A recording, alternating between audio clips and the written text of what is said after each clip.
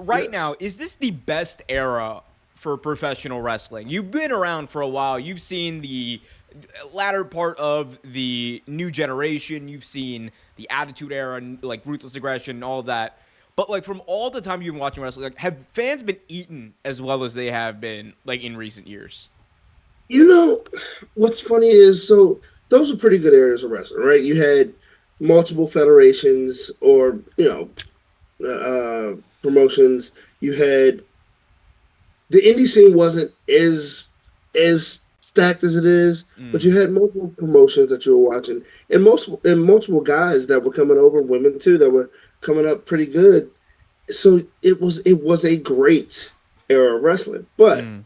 with that being said, progressively over the years, I want to say maybe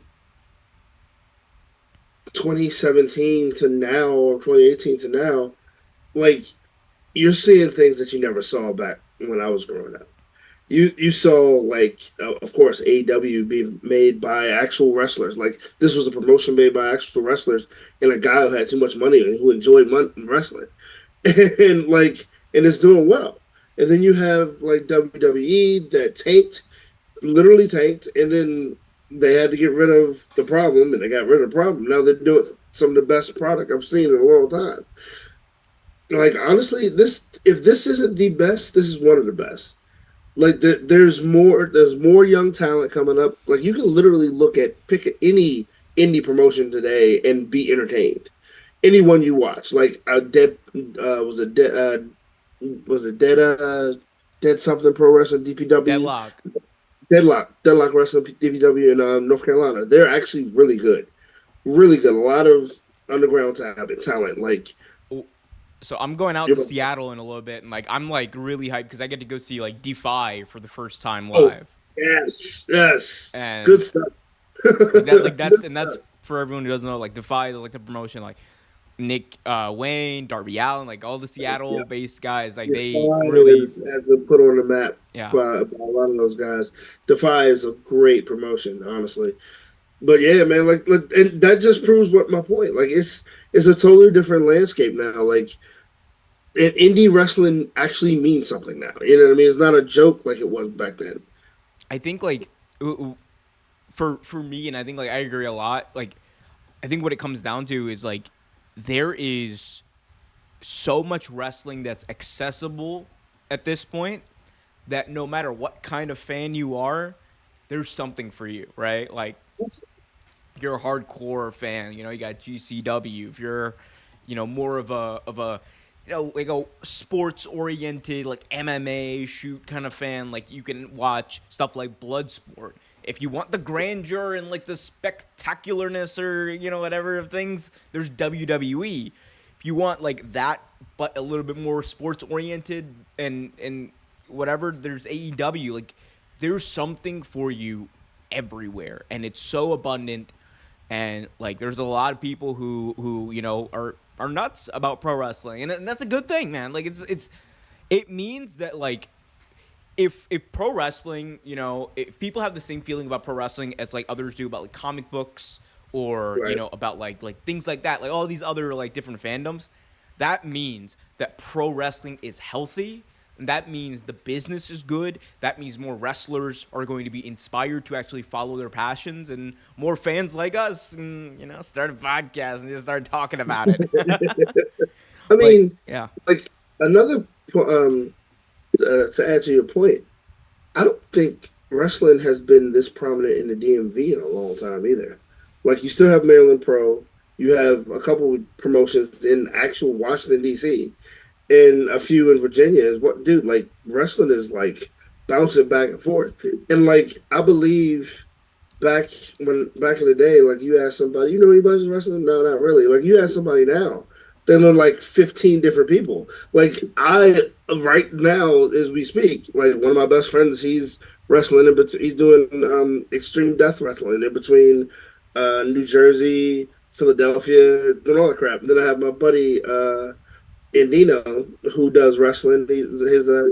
He's actually he was technically a luchador. He's a Dominican wrestler. He does wrestling. Puerto Rican wrestling. I'm sorry, does wrestling.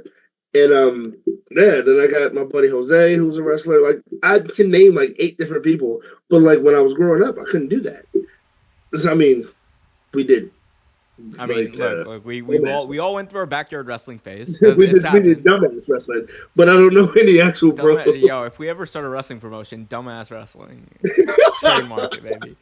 Uh, actually, that's a great name. D A Dub, D A Dub.